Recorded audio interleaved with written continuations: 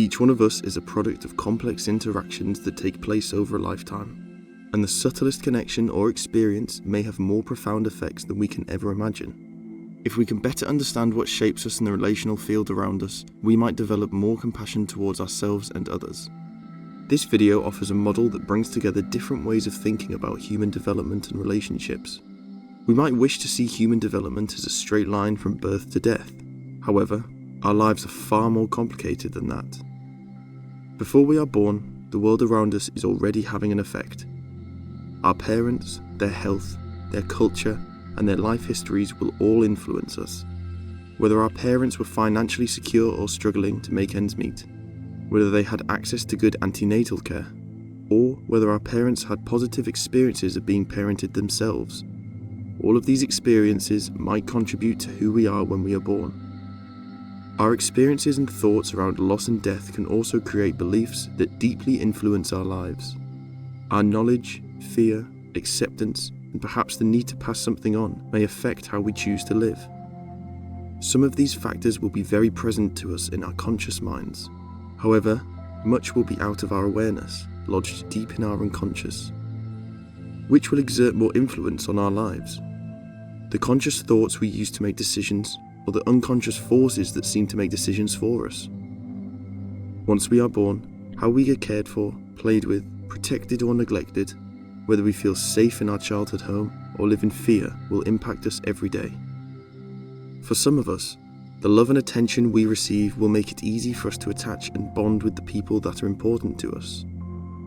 When we are sad, angry, or anxious, our caregivers can help us make sense of our distress. But some of us will be deprived of things we never knew we needed, material and emotional. Will we be able to ask for help? Will our voices be heard? If things go well, people will listen and understand so we don't feel alone. Our internal resources will also help us from within. But for some, support and caring will be absent. It may not feel safe to ask for help, or help may not be available. This may make it difficult for us to trust others or to express our needs in a straightforward way. In our lives, we will all experience a degree of adversity and trauma. There will be sudden shocks, losses, and periods of unhappiness. Some will be accidental, and some may result directly from neglect or abuse.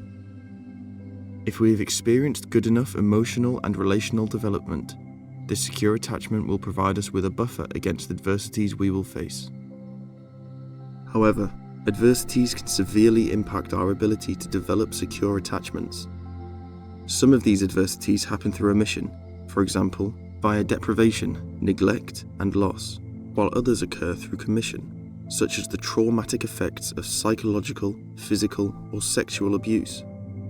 We also know from research into adverse childhood experiences that these experiences can profoundly impact our psychological, emotional, and physical health. Too many adverse childhood experiences may also reduce our life expectancy. Who we become will also be influenced by a range of factors from the physical, psychological, and sociocultural realms. Some examples might include genetics, the physical environment, and medication. Relational experiences, therapies, and the narratives we create play a significant role. The relational environment, along with our identities and opportunities for enrichment, are also influential. All of these factors will both shape us and be shaped by our experiences.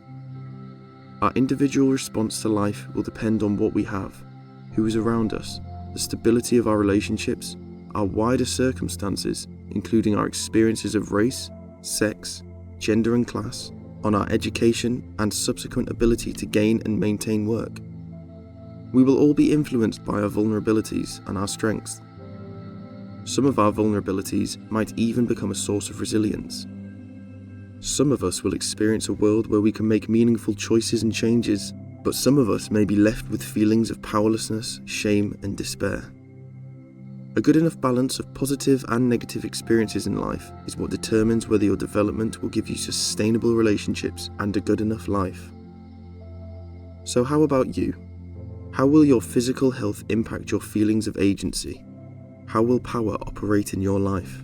Will you receive physical, psychological, spiritual, and medical support? Will you feel empowered to seek help in times of crisis? Will you have social or cultural networks providing a source of resilience? These modifiers will continuously shift and change in a constant feedback loop with your experiences of yourself, others, and the world. Will your life experiences leave you healthy, adaptable, capable, and stable? By thinking about the interrelationship of all these factors, we can start to have a better understanding of others and ourselves.